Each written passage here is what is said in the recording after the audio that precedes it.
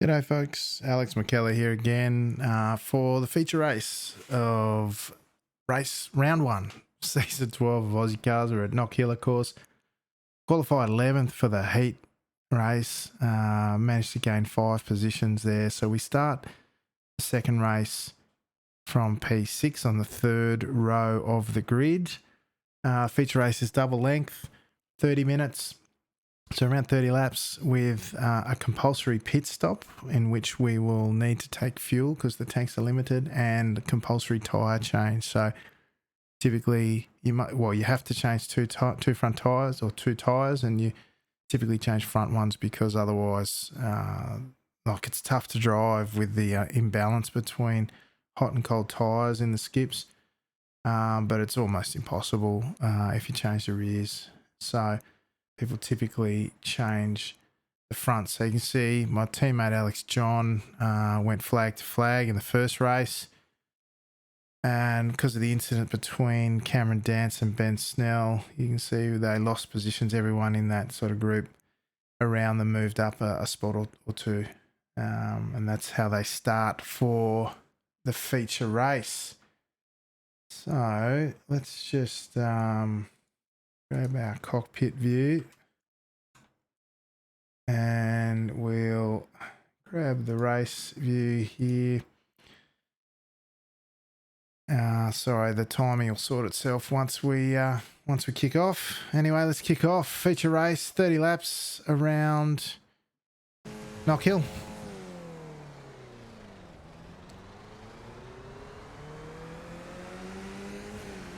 Got a reasonable start and ready to continue our battle with Neil Gardner in front. This time though, we've got Cameron Dance behind us rather than in front at the start of the race, and yeah, very mindful of how we're going to play that one.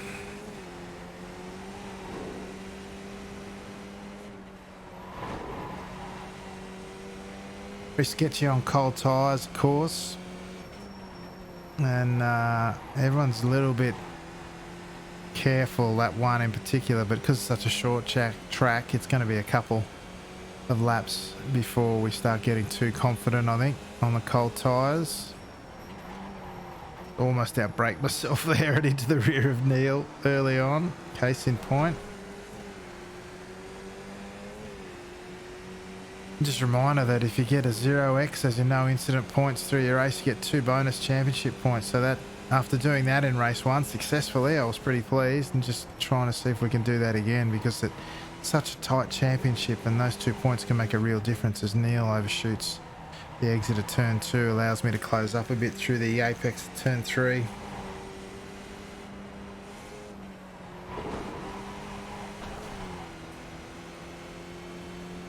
Despite kicking up a bit of dust there, still managing a clean sheet, although I missed the apex there at turn.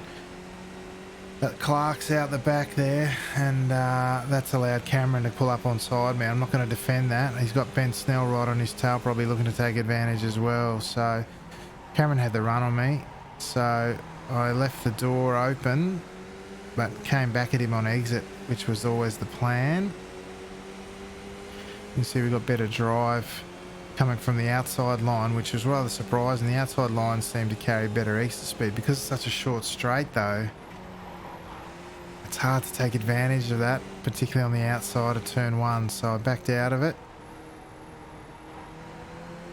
Cameron's got good pace, and you know, the less we do to interrupt and trip each other up, the better chances we have of trying to move forward in this field. Now I know it says I'm up 4 positions, but unfortunately because it's heat racing, it carries over from the original qualifying position. So I'm actually down 1 at this point. I started the second race in 6th.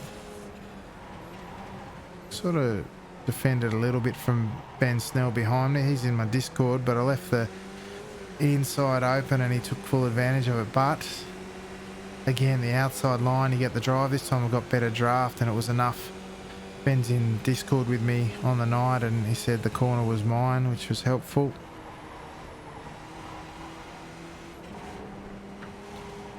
And you see I compromised turn 2 quite a bit to try and open up turn 3. You'll be so committed through chicane here. It's when you got Arnold Clark chicane followed by Clark's corner here at the subsequent right-hander. See Tune and Gardner. Gardner picked, he said after the race, he picked the wrong spot to attack. That corner there at Clark's is not where you want to attack, and you can see suddenly he's got, from going to attacking the guy in front, he's suddenly got 3 cars, including myself, trying to punch a hole through, and he loses out to Dance in a big way, who's taken his spot attacking Tune, and now he's got Ben Snell behind him, and I'm 2 by 2 by 2. Look at us, 3 deep, 2 by 2 through turn 1. How's that? Tune wins out there, the battle in front. I've got Sean Doyle coming with me and still 2 by 2. And again, Gardner, he was compromised through turn 3 on that narrow line with Ben on Snell on his outside, and he cedes the position to me. I'm saying to Ben, come on mate, come back on. And lo and behold, I've unnecessarily picked up a 1x there. There goes my bonus points. But Ben gathered it up and tucked in behind. Now we've got the tough task ahead of us of trying to re-establish draft and get on the back of Tune and Dance.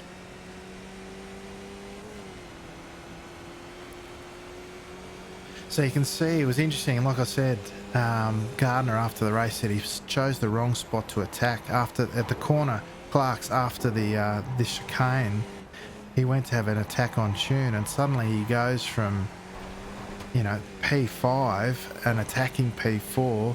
Now you can see he's back in P10. He just got shuffled back.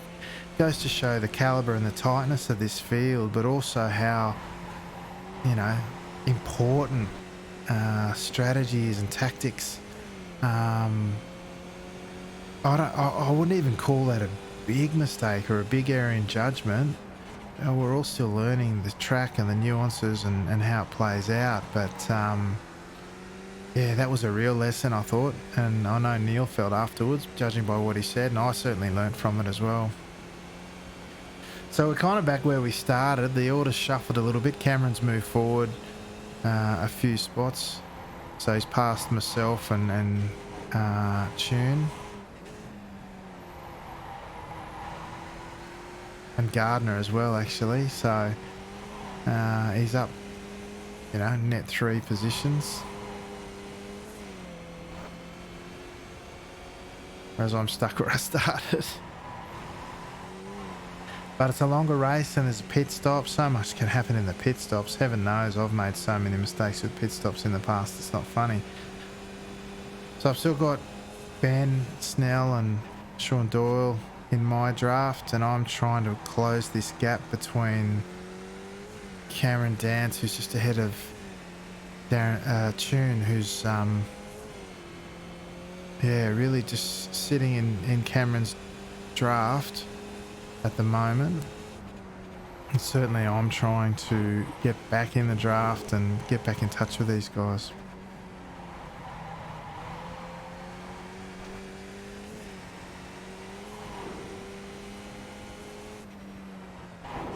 Again, you can cut so much of that second apex in the chicane.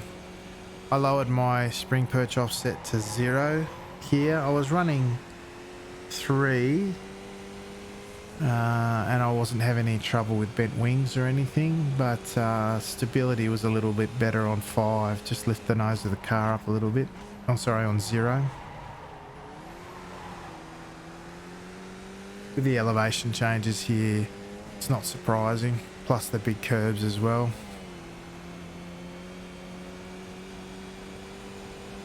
So we're into the 54s now.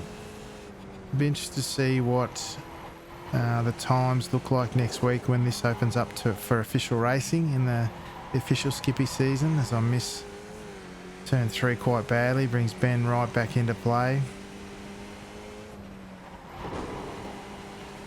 So, you know, mid 54s was about the pace of this group once the tyres were up. So it will be interesting to see what the rest of the world does once, like I said, once it opens up to official racing. Good in the braking zone here, gets me right on the back of Mr. Tune. So now we're back in draft. Ben's just sitting comfortably at this mid stage of the race. He's not putting any sort of undue pressure on me, just letting me run my laps and try and catch the guys in front. You see Cameron's eating away at that gap to John Scholz in P3, and just ahead of him, Russell Clark. My teammate Alex John has just skipped away a third of the race in, and he's already 3.5 seconds out. So it's good for the team championship at least, although AJ's got to go away for work. He'll probably miss 2 rounds, close up again in the braking zone at the final corner. So the season at that point, despite, you know, the good result in round 1 and the good form that he's in, it sort of rules us out of, or rules him out of the championship race, and unfortunately probably rules us out of the team's championship as well.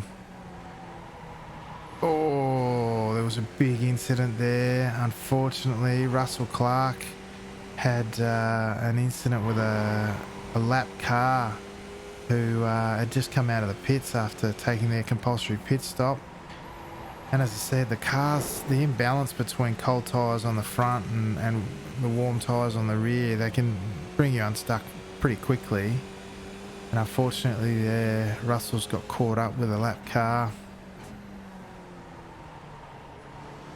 which bad luck to Russell.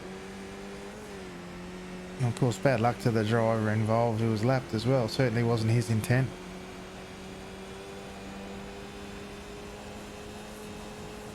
So that's got Cameron on the back of John Scholz, now battling for the minor places on the podium, as AJ's now to nearly a 5-second gap from this is now the battle for second.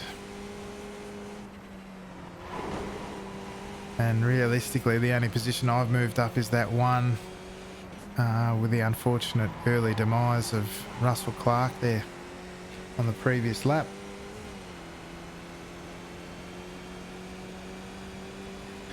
But I felt like we had the pace to mix it with these guys, and I went quite deep with an aggressive move there underneath Darren Tune. Got a reasonable drive, but you do get better drive on the outside as John Scholz ducks in to make his pit stop, and Cameron Dance moves into second. But I got pretty good drive, all things considered, on the inside line. I stuck it there, and Darren backed out, and actually it made room up the inside of the exit of turn 1 for Ben Snell to go through as well. Ben taking timely advantage of the hole made by my overtaking manoeuvre to go through on Darren as well. So Darren really, with aggressive braking into this final corner from me, and then Ben's smart capitalising on that move through turn 1. He's lost 2 spots in 2 corners, really. It's interesting. I talk about the final corner as being the primary passing opportunity at this track, but in a competitive field, realistically, anything you do there is on the last lap, because the run to the line's so short. Maybe it gets you up and over. See, Cameron overcooked the exit of turn 1 there through turn 2, didn't compromise enough, and I've closed up significantly. But as I was saying, realistically, in a tight field in the middle of a race where you're battling, a move at the final corner really sets you up for the overtake at turn 1. So maybe it's actually turn 1 that's the primary passing opportunity, but you've got to earn it from really half a lap before. You've got to get a good run out of the chicane. You've got to get a good run and attacking move started here at the final corner, and then finish it off by turn 1. And you see that little mistake from Cameron through the first sector means now we're in draft proper, which is good for us, of course. Cameron's a good benchmark. See, again, he runs quite wide. He doesn't compromise the exit of turn 1 at all to sort of really compromise turn 2 and open up turn 3. And this is what I meant about watching lines evolve. I sort of noticed as I really jump the chicane there. Of course, once my incident point's gone and the bonus point for it's gone, I'm not too worried about incident points here because there's no limit. I'm not actively seeking them out, but I'm not compromising the exit if it, you know, to lose momentum if the car's flowing that way either. As I was saying, Cameron's a good benchmark in pretty much any car. After this race, the next day I saw him winning an IndyCar race. So quite a big difference between a Skippy and an IndyCar, and Cameron's right up the pointy end of both. So you can see, yeah, he really doesn't compromise the exit of turn 1, and he's quite narrow on turn 2, and you can see I sort of gain a bit through that section, but pretty sure later in the race he tweaked to that and he started altering that line a bit, but he's very good through the chicane and this corner here at Clark's. He's very good through there. I think he had the wood on me, particularly through the chicane. Ben's caught up. He didn't quite have the run there, so happy to sit. Seen I gain a little bit under braking there on Cameron as well, and anything I lose in drive because of the compromised entry sort of is balanced out through draft here, and we're right back in it now. Ben was pretty pleased. I don't know if that was the fastest lap, but he said he got the fastest lap in my toe. See, again, Cameron very wide on the exit of 1, and it sort of compromises the entry into turn 3, which is really,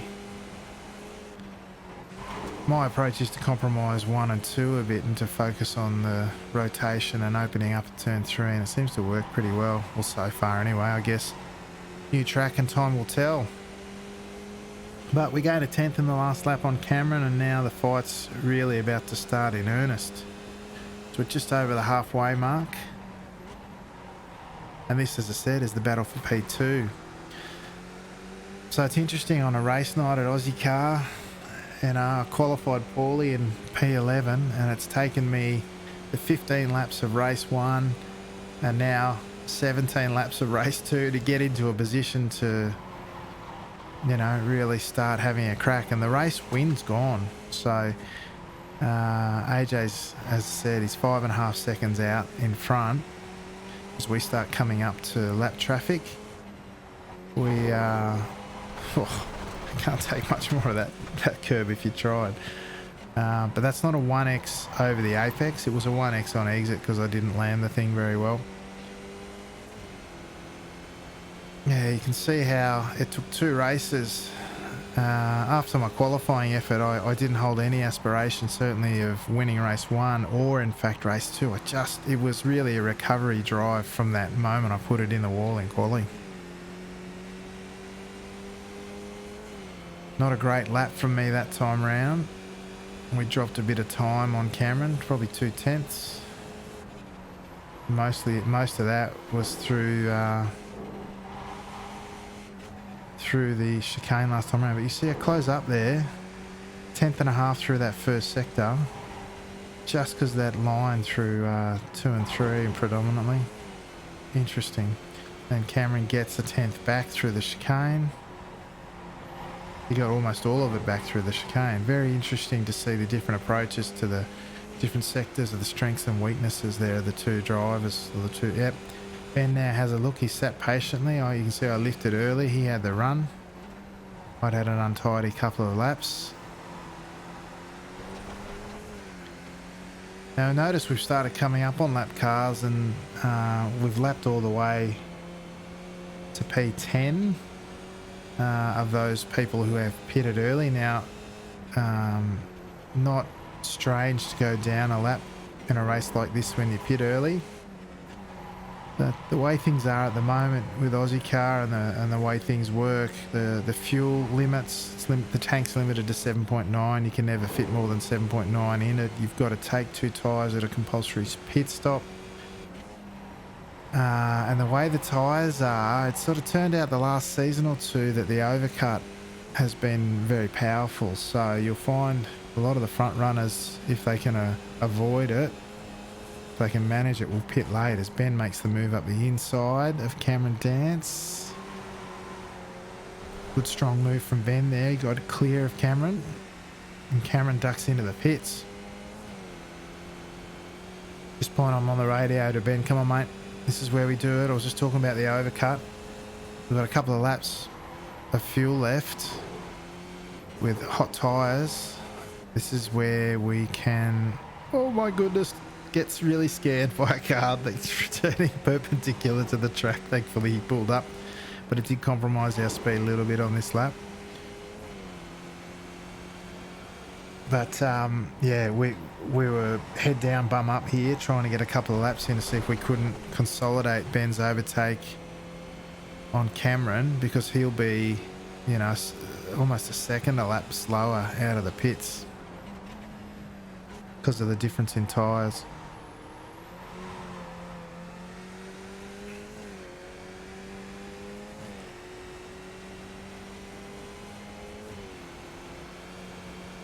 So 55.2, 55.4 for Ben. Not our best laps by any means.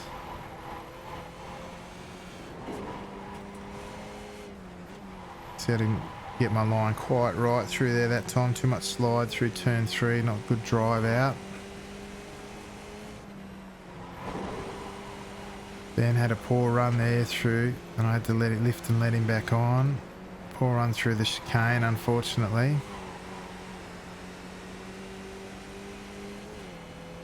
So 20 minutes in, 2/3 of the race gone.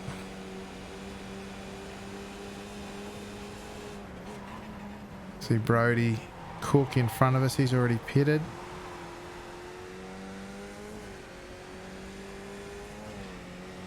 Ben and I were on the radio. I said, when do you want to pit?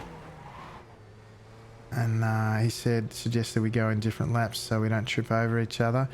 Now, I owe Ben a big apology because I did my testing during the week, and the skip Barbers used to, as we see AJ taking his pit stop, I've changed my 2 front tyres and starting to come out on a very unbalanced car. Check the mirrors, wait for Cameron, unfortunately, to go by. So those couple of slow laps didn't help us. Unfortunately, Cameron managed to do very well on his pit stop, although you'll see why a bit later. He jumped us. There's other reasons as well. The skippies were used to start coughing as they ran out of fuel at about 0.3 of a litre. I did some testing during the week and they'd changed them, and they didn't conk out until 0.0. And then it turns out that at this stage of his lap, Ben started spluttering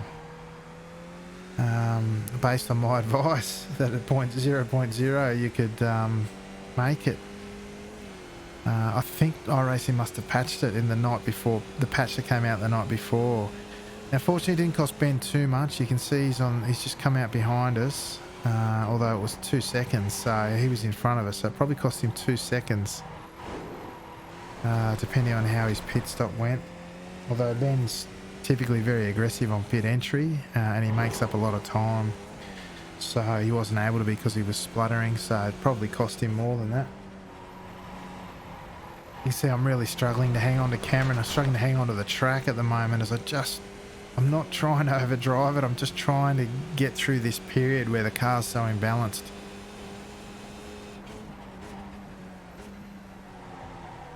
But thankfully we are still in the battle for P2 here. AJ's gone now. He's out to a still 5.5 second lead. So you can see the pace is fairly equivalent there. AJ's just got his head down doing laps. But, you know, the battling we've gone through, and Cameron certainly, he's up an extra position to me. I started 6th, so I'm up 3 positions. He started 7th. So he's up 5.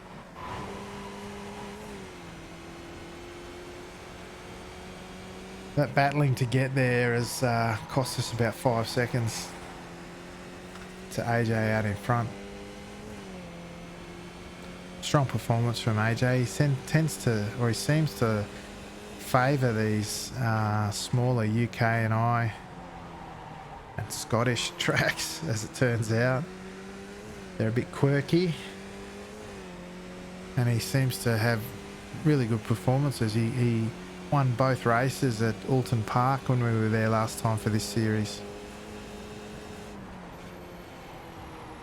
And he's on his way to winning both here as well. See, now Cameron's opening up turn 3 a bit more. Interesting. Earlier in the race he had a narrow entry. Later in this race he's got a wider entry into turn 3.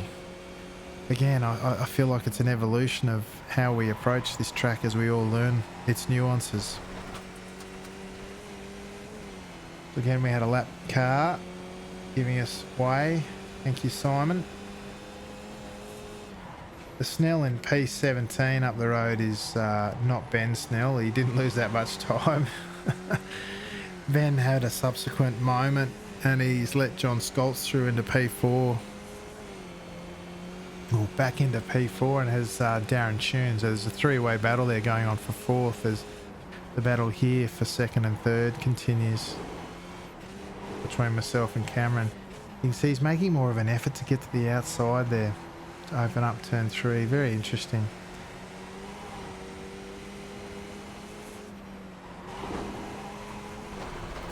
So I'm nice and close here. In fact, I got a much better run here. It was like Cameron didn't seem to do anything wrong there, but I had much better run.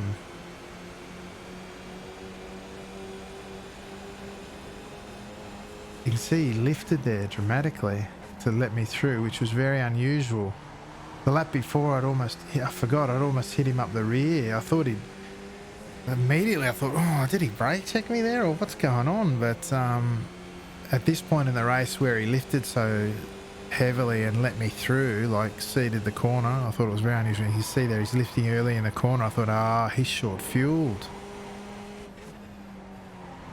because he would not have given that corner up unnecessarily, and you could see I was catching him heavily through the run into the braking zones.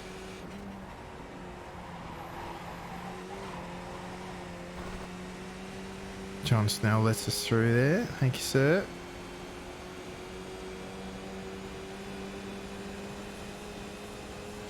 So I suspected that Cameron was nursing a short fill in his pit stop as we come up to the penultimate lap. And sure enough, there he goes. You can see in the left-hand mirror, Cameron Dance peeled off into the pits. After the race, he said he took 1.5 litres and should have taken 2. I calculated about 2.6 litres required.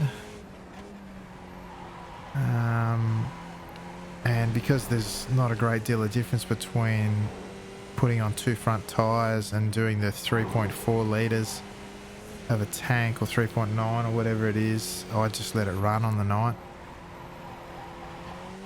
Yes, it might cost me a tenth or so in lap times, maybe, with the extra weight of the fuel, but small price to pay, unfortunately, for Cameron. Big price to pay for slight misjudgment, trying to gain an edge.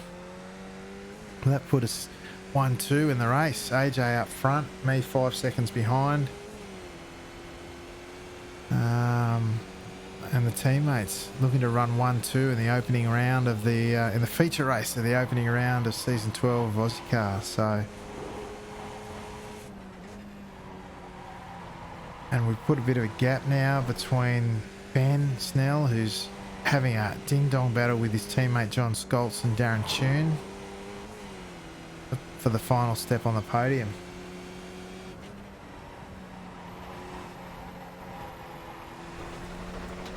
Can't keep it on the track now that my 1X is gone.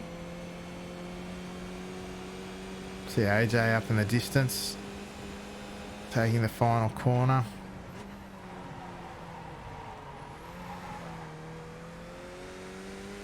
So it says up 9 positions as AJ crosses the line, but that's 9 positions on the night across both races. So it was really only, I start 6 up 4 positions this race and 5 positions the race before. Pretty satisfying result in the end, as my burnouts will attest. Got on the grass. I'd given up my 1X. I thought I may as well take advantage. A few folks following suit. Testing out some alternate lines, shall we say. So that was a bit of fun. First round of Ozicar for the season. Thanks to Ira and the team for putting it on. It's my 7th season of Ozicar. 7th full season. And looking forward to having another crack at it this time round. AJ, unfortunately, having taken out 2 from 2 in the opening part of the opening round, has unfortunately got a couple of weeks off, so it's really going to cost him his chance at taking out his 4th title and our shot at the teams. But still, another 5 rounds to go, another 10 races, and a lot can happen. So, folks, that'll about do us. Make sure you check us out on Top Split TV. Sunday night lights, 9:15 p.m. Australian Eastern Daylight Savings Time. GMT +11 for the official Skippy Strength of Field race. The biggest show in town each and every week. Some of the best drivers from around the world come out and compete, put on a great show. Top Split TV on Twitch. Check us out. Otherwise, the Top Split on YouTube is where you'll find this content, of course, as well as all the race replays from Sunday Night Lights. But folks, thanks very much for tuning in. Hope you enjoyed it. Until next time, I'm Alex McKellar, and ciao for now.